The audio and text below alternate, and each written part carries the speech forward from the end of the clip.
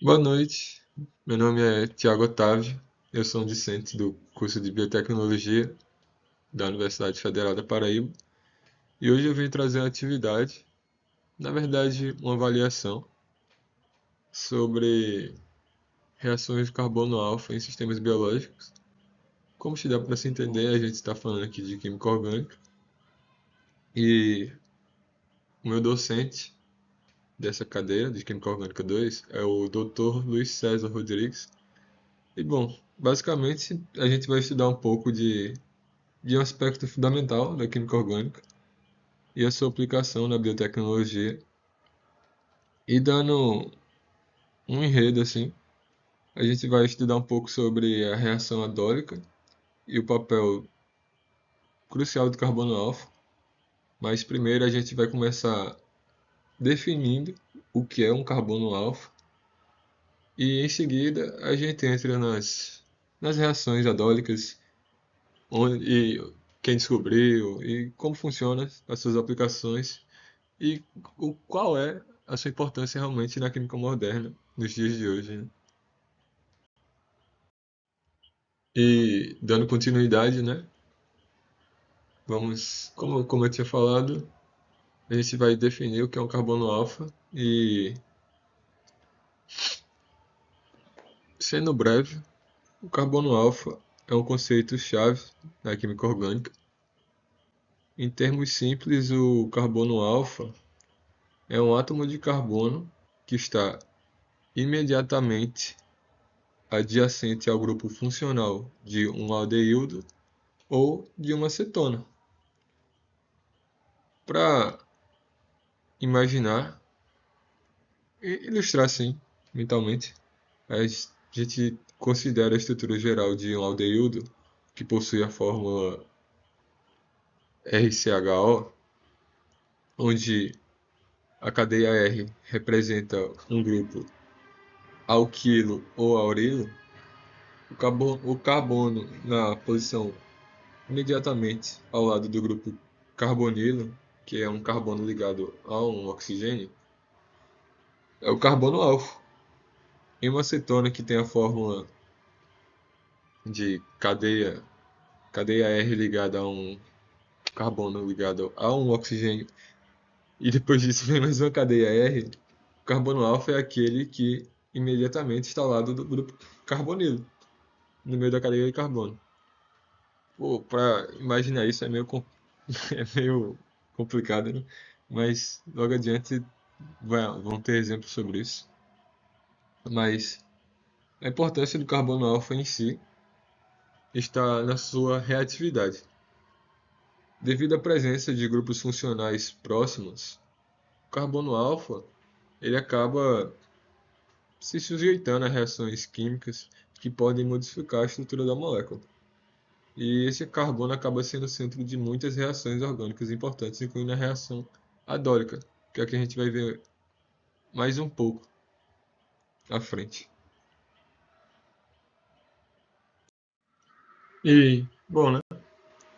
Aqui a gente vai ter um exemplo rápido, mas o carbono alfa, exceto a glicina, apresenta um centro quiral, chamado de enantiômeros, opticamente ativos, assimétricos.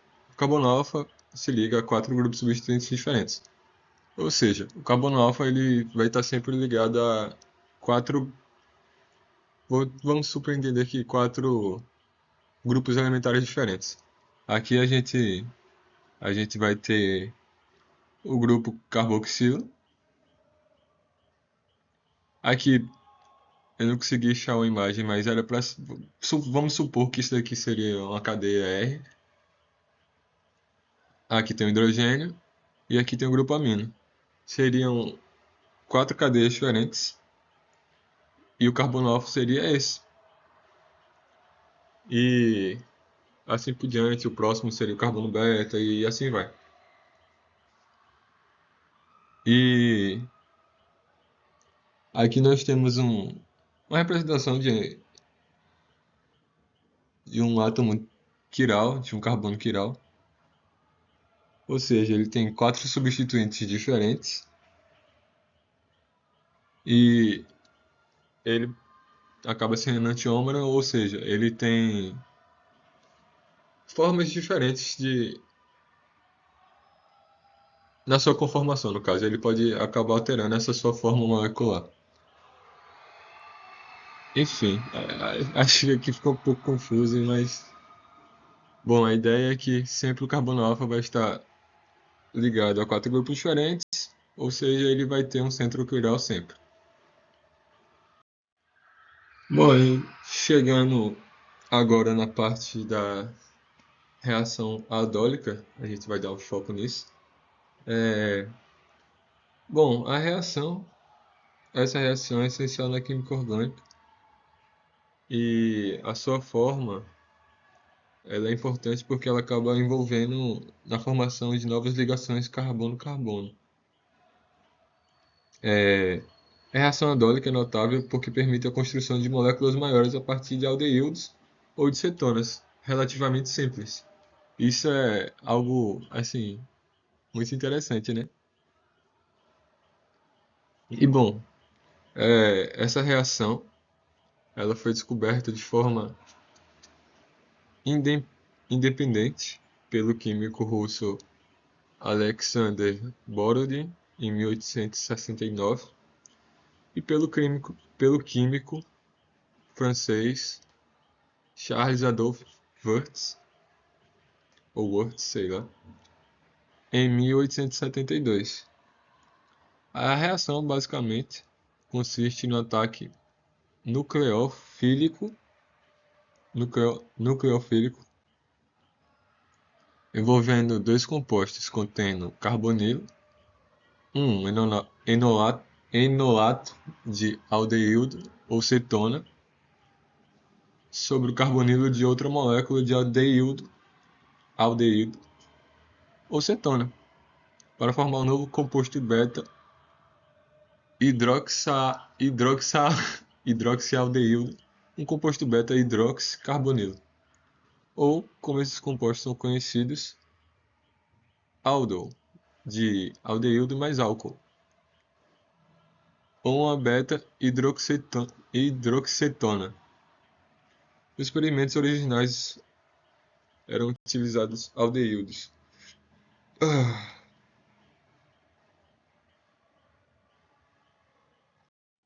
Bom, dando um exemplo assim de reação aldólicas na indústria e como ela é usada na produção em larga escala da commodity química pentaeritritol. O pentaeritritol é um composto orgânico com a fórmula de CH2OH4 e é um poliol branco e cristalino. É um bloco de construção, basicamente, em síntese orgânica para a preparação de alguns compostos polifuncionais, tais como o explosivo PETN e o triacrilato de pentaritritol. Basicamente, alguns derivados de pentaeritritol, como eu disse, são sínteses não, são blocos de construção. E um exemplo assim mais do dia a dia é propriamente o PVC. Não, PVC não. As resinas alquídicas e os vernizes estabilizadores de PVC. Bom, agora mais falando assim da reação em si, se o produto da adição adólica perde uma molécula de água, ou seja, desidrata, o produto final é um aldeído ou uma cetona alfa-beta insaturada. E isto se conhece como uma condensação aldólica. Bom, mas a reação aldólica e os sistemas biológicos, como essas coisas estão de acordo, né? Bom, a metodologia moderna é capaz não só permitir que as reações de Adol prossigam em alto rendimento, mas também controlando tanto a configuração absoluta como a relativa desses estereocentros. A estabilidade em sintetizar-se relativamente em estereoisómeros particular é importante porque diferentes estereoisómeros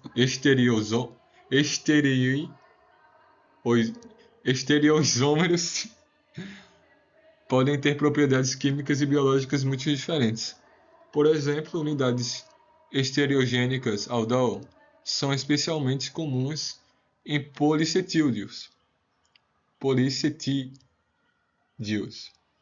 uma classe de moléculas encontradas em organismos biológicos. Na natureza, policetídeos são sintetizadas por enzimas através do efeito interativo da condensação de Claisen. O produto 1,3 de carbonilo destas reações podem, então, ser derivadas de diversas formas para produzir uma ampla variedade de estruturas interessantes. Frequentemente, tal derivação envolve a redução de um dos grupos carbonilo, produzindo a subunidade aldol. Algumas dessas estruturas possuem potenciais e propriedades biológicas, como o imunopressor, o FK506 tacrolimo, o agente antitumor discodemolida ou agente antifúngico anfutensina beta. Por exemplo, embora a síntese de muitos desses compostos tenha sido considerada quase impossível, a metodologia Aldol permitiu sua síntese eficiente em muitos casos. Bom, chegando agora aos mecanismos, alguns exemplos simples e rápidos para entender como é que funciona esse ataque nucleofílico, né? Bom, e o mecanismo da reação aldólica, ele pode ser dividido em duas etapas principais. A primeira é a formação do intermediário adólico, ou seja, o ataque nucleofílico. O carbono alfa de uma molécula de aldeído ou cetona é desprotonado pela base, formando um ânion enolato. Este ânion é nucleofílico e ataca o grupo carbonilo de outra molécula de aldeído ou cetona, resultando na formação de um beta hidroxialdeído ou cetona. E a segunda etapa é a desidratação do intermediário. Como a gente pode ver aqui, vai ser quando o beta-hidroxialdeído-cetona formado pode então perder uma molécula de água, desidratação, resultando na formação de um beta insaturado. Este composto é frequentemente mais reativo e útil na síntese de compostos orgânicos complexos. E algumas curiosidades finais, né, em relação de mecanismos. Putz, perdão pelo laser passando na tela. Mas umas curiosidades dos mecanismos avançados é que a reação adólica pode ser ajustada para produzir compostos com configurações estereoquímicas específicas. E esse controle de estereoespecíficos, na verdade, é fundamental para a produção de moléculas com propriedades desejadas. Tipo, dando um exemplo, as reações cruzadas é quando usamos diferentes nucleofílicos e eletrofílicos, obtemos reações adólicas cruzadas. E esse tipo de reação permite a formação de uma variedade de produtos diferentes a partir de diferentes combinações de reagentes. E já na questão da condensação adólica, o beta-hidroxialdeído ou cetona pode sofrer uma desidratação para formar um alfa-beta insaturado. E este produto é frequentemente utilizado em sínteses adicionais devido à sua reatividade. E algo que pode acelerar essa reação são seus catalisadores, né? E bom, os catalisadores basicamente são ácidos e básicos. A reação aldólica pode ser catalisada por ácidos ou bases. Catalisadores ácidos promovem a reação através da protonação do grupo carbonilo, enquanto os catalisadores básicos promovem a formação do ânion enolato.